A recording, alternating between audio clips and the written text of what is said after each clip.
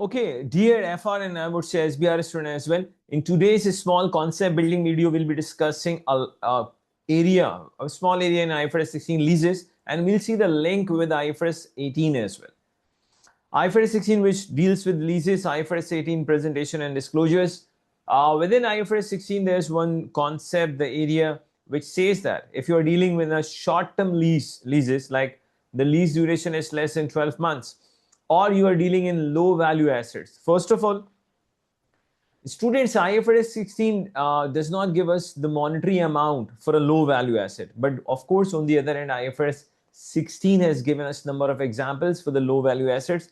For example, if your company is taking a personal computer on lease, a tablet on lease, so things like that, they are treated as low value asset.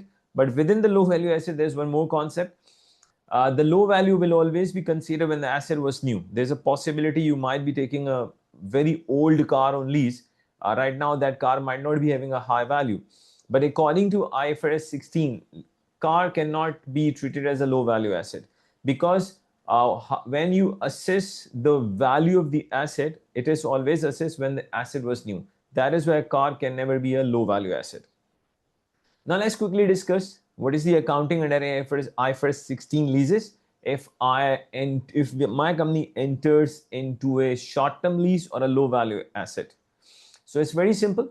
According to IFRS 16, just treat the payment on a straight line basis as an expense. No need to recognize any right of use asset. No need to recognize any lease liability. And obviously, the payment which you are treating on a straight line basis as an expense, under IFRS 18 presentation and disclosure, you have to show that payment as an expense under operating section. So student, don't forget IFRS 18 presentation and disclosure. You will have to show these payments on a straight line basis under operating section. Thank you very much for watching this concept building video. Thank you.